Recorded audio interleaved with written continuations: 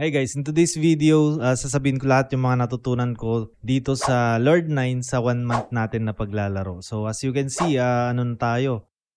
Level 68 and 50,000 yung CP natin, yung combat power natin. Kasi hindi naman tayo masyadong spender dito. Semi-spender lang tayo, halos kaparehas lang natin yung CP ng mga free-to-play. So yung pag-usapan natin dito, yung mga natutunan natin ng 1 month. So gusto ko lang sabihin para sa mga hindi pa nakakaalam.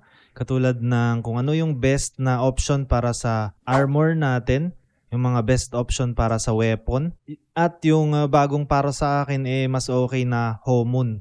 Kung ano yung Homon na maganda para sa PvE. Kasi PvE tayo guys, play turn lang tayo dito. Hindi tayo nakikipag-compete at nakikipagpalakasan sa mga players na gumagastos ng libo-libo dito. Basta play smart lang tayo dito guys. Although ina-enjoy ko naman itong game, ina-enjoy ko siyang i-stream, i-live stream. So ngayon dito, sabihin ko sa inyo guys, makikita nyo yung diamonds ko dito, 5,900 na. May technique din ako dyan kung paano ko pinaparami o pina-farm yung diamonds na yan. Sabihin ko din dito sa video na to. Kaya panoorin nyo yung video ng buo guys. Baka may mamiss kayo na konting details. Masasayang yon. Kaya tara, pag-usapan natin yung natutunan ko ng isang buwan na paglalaro ng Lord 9. And oo nga pala, may nakalimutan akong sabihin dun sa intro natin. Yung isa pa na bonus na ipapakita natin dito sa video na to, yung earning natin, kung magkano yung na-earn natin in 1 month of playing Lord 9. So first na pag-usapan natin is yung about dun sa armors. Kung ano nga ba yung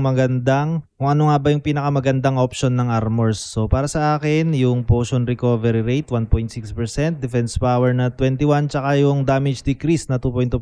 Yun nga lang dito sa armor natin na to kulang. So wala siyang damage decrease na 2.2%. At kung makikita nyo pag i-search nyo sa next market, yung mga mahal, kahit azamhisan pa lang na mga ganito, umabot na ng 1,000 to 2,000 pesos. Kapag perfect na ganon, yung meron siyang potion recovery rate, tsaka damage decrease na 2.2%.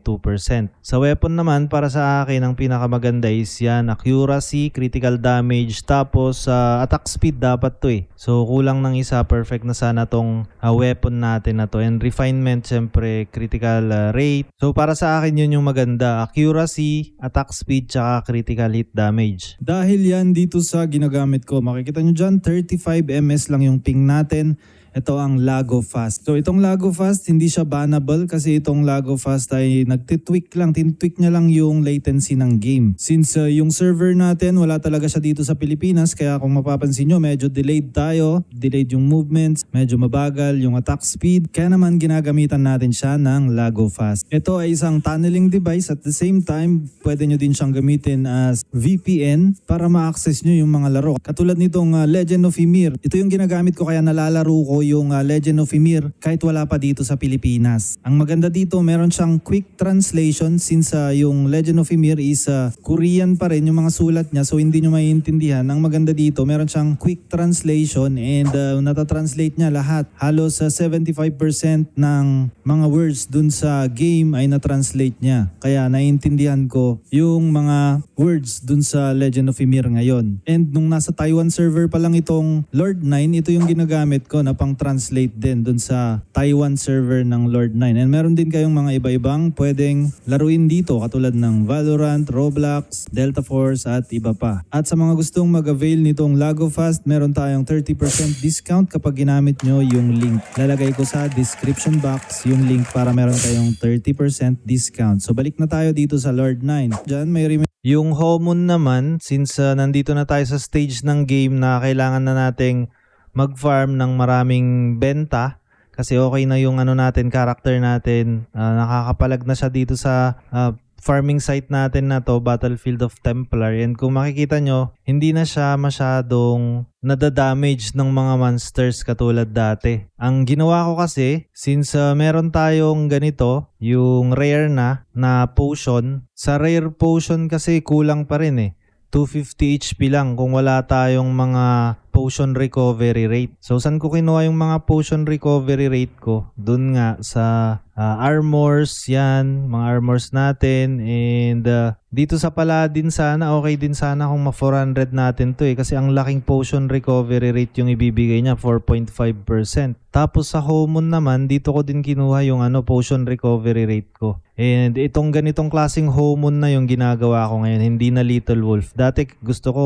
critical hit rate Pero ngayon, since yun nga gusto nating mag-farm and masustain natin yung mga damage ng mga monsters sa mas mataas na map or mas mataas ang level na map. Kaya ito yung ginagawa ko ngayon. Nagka-craft ako, nag-incubate ako pala ng mga Homon na may potion recovery rate. So itong Little Bride, kaya naman Little Bride yung gusto ko kasi mas mataas yung chance na makuha ang Little Bride compared sa iba. And ang alam ko ito lang yung Homon na may potion recovery rate. Yung iba kasi wala. So ayan, Beautiful Bride pala, hindi Little Bride. So kung makikita nyo dito pag i-max natin, hindi na makikita. Pero 49% yan yung pinakamataas. So siya yung pinakamataas na chance na makukuha nyo kapag i-auto place nyo yung Homon nyo tapos pipiliin nyo yung Beautiful Bride na Homon. Dito naman sa Greater Recovery Potion yung ginagamit ko para pag nag-heal siya or pag ginamit niya itong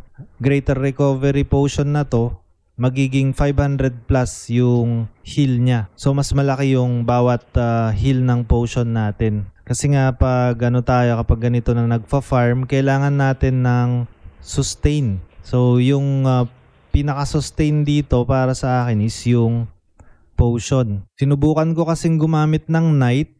Yung Knight kasi nagla-lifesteal siya, di ba? Pero hindi niya masustain pa rin. Mas okay pa rin para sa akin yung Paladin kasi matibay na siya and then at the same time, meron siyang potion recovery rate kapag nag-level 400 na tayo. Bali, 3 lang yung ginagamit ko ngayon na ability. Number 1, Dark Lancer kapag kayang-kaya natin yung kalaban and gusto natin na mabilisang kill. Pero yun nga lang, hindi tayo matibay. Kung makikita nyo dyan, bawat damage sa akin ng mga archers, bumababa yung HP natin kaagad. Hindi katulad nitong Paladin na talagang nasusustain niya. So ginagamit ko yung Dark Lancer dun sa medyo mas mababang level na mobs, mas mababa dito. Kapag masyadong masakit yung mobs, Paladin ang ginagamit ko. Ito namang Hunter kapag ka-level ko yung mga monsters para dun sa stacks ng Hunter. So 3 yung pinapa-level up ko na ability ngayon na para sa akin very helpful para dito sa character natin. Next naman na pag-uusapan natin kung paano ako nagfa-farm ng diamonds. Makikita nyo dyan, meron tayong 5,917 na diamonds. So makikita nyo dito sa mga benta ko, trade history, yan. So paano nga ba nila binibili? Bakit nila binili pala itong Scorch Gators ng 680? Tapos itong mga gloves, yung mga yan, saan ko ba nakukuha yung mga yan? At paano ko sila nabenta? Makikita nyo dyan guys, nabebenta talaga sila. Kahit mga common, uncommon, rare lang yung mga yan, nabebenta sila at nakaipon ako ng 5,900 na diamonds. So ang technique ko dyan, nagfa-farm ako dito sa Battlefield of Templar kasi sila yung nagbibigay ng mga Scorch na item and kailangan sila ngayon ng mga nagpapalakas kaya dito tayo. Kaya sinabi ko nung una na dapat maunahan natin sila sa level, yung mga nagpapalakas pa lang para bilhin nila yung mga binibenta natin. Itong diamonds naman na to, ibebenta ko to ng 4:1. So 250 pesos ang 1,000 na diamonds. So kung nasa Horatio 7 ka at gusto mong bumili ng diamonds, i-PM mo lang ako. And yan din, isa din yan sa way of earning ko dito sa Lord 9, yung pagbebenta ng diamonds. Speaking of earning, titignan na natin kung magkano yung kinita ko dito sa Lord 9 ng isang buwan. So punta tayo sa next market. Papakita ko sa inyo yung history. So makikita nyo dito yung mga benta natin. 7.36 USDT. Merong 7.2 USDT dyan. Ito settlement pa lang to. Hindi ko pa na-withdraw yan. Kakapulot ko lang yan nabenta agad. Tapos yan, Terenos Power. May dyan, distance control na crossbow. Serad Gauntlet, 13.34 USDT. Tapos ito, Tereno ulit. Mura lang yan. 9.2 naman to. Viran nung mga una yan. Andyan yung mga date, makikita nyo. So yan pa lang guys yung kinikita natin. Kasi nag-focus muna ako sa pagpapalakas ng character natin para makapunta ako dito sa map na to para kayanin ko at pwede na akong mag-hunt ng mga epic. So yung about naman dun sa sahod natin sa guild. So bawat boss hunt kasi namin dito sa guild, sumasahod din kami dito. Pero meron siyang, yan nag-invite na naman sila. Pero meron siyang threshold na points. So kailangan naming maabot yung threshold na points na yun para sumahod kami. So ilang beses ba kami sasali dun sa mga boss hunt? Kailangan active kami sa pagbo-boss hunt para maabot namin yung threshold na points na yon. And ngayon, since hindi ako masyadong active, kaya yun, wala tayong sahod sa guild. Yung mga guildmates ko, sumahod naman sila dati ng I believe third week $99 and yung fourth week nila nitong week is $59, so bumaba. Pero hindi pa kasi nabebenta yung mga legendary kasi mahal yung mga legendary na napulot namin ng fourth week. Meron kaming napulot na EOS necklace legendary, yun ay 83,000 current price yun, and meron kaming napulot na legendary na belt na 53,000. So paghati-hatian nila yun.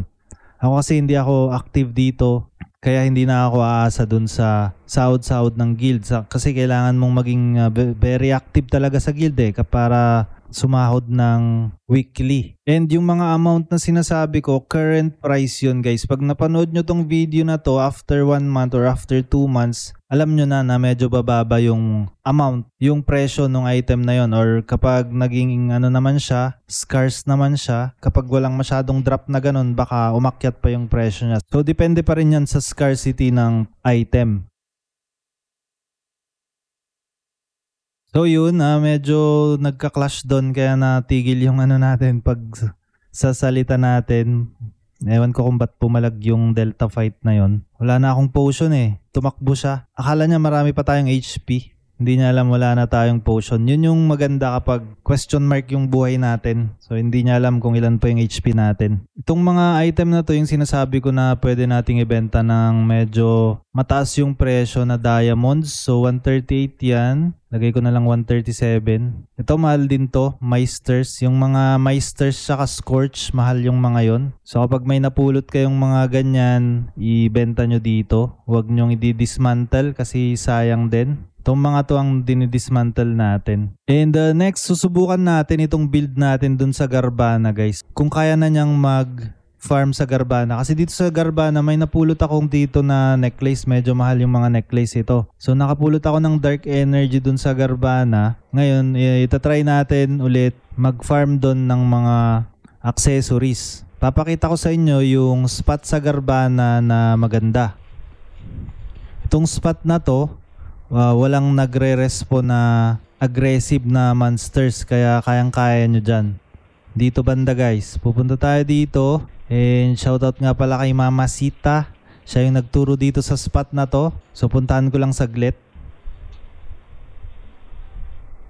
Tignan natin kung kaya ba nitong na-build natin na character na to yung spot na yon. Kasi sila kaya nila kasi sword and shield sila. Tayo naman medyo malambot tayo kasi dual dagger lang tayo. And yan, nandito na tayo sa spot. Medyo may nakasunod lang na aggressive na monster. Alis lang tayo muna konti. So dito, ang gagawin nyo dito, mag-10M radius lang kayo. 10M radius. Tapos, pag inoto natin dito, yan, wala nang aggressive na monster. At oo nga pala, sasabihin ko kaya nag 500 yung mga heals natin kanina dahil dito sa greater recovery potion na to. So yan yung pinili ko na active na ability. And ngayon ko lang napansin, na pala to. So pwede ko na tong i-advance. So kung makikita nyo dito, meron tayong HP recovery dito. Pag pipindutin natin, magiging 500 yung natin, heals natin.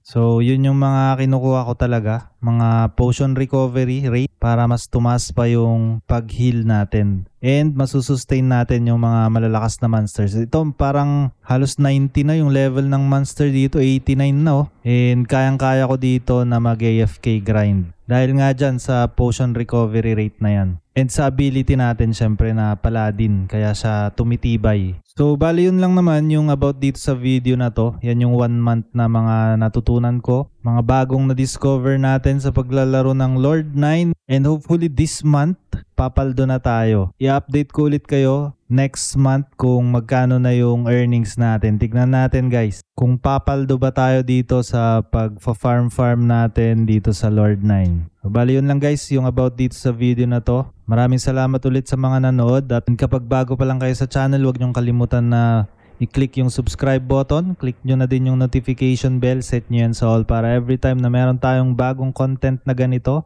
mga play to earn games, mga pinagkakakitaan natin kung ano-ano, manonotify kayo. Yun lang guys, maraming salamat, bye bye.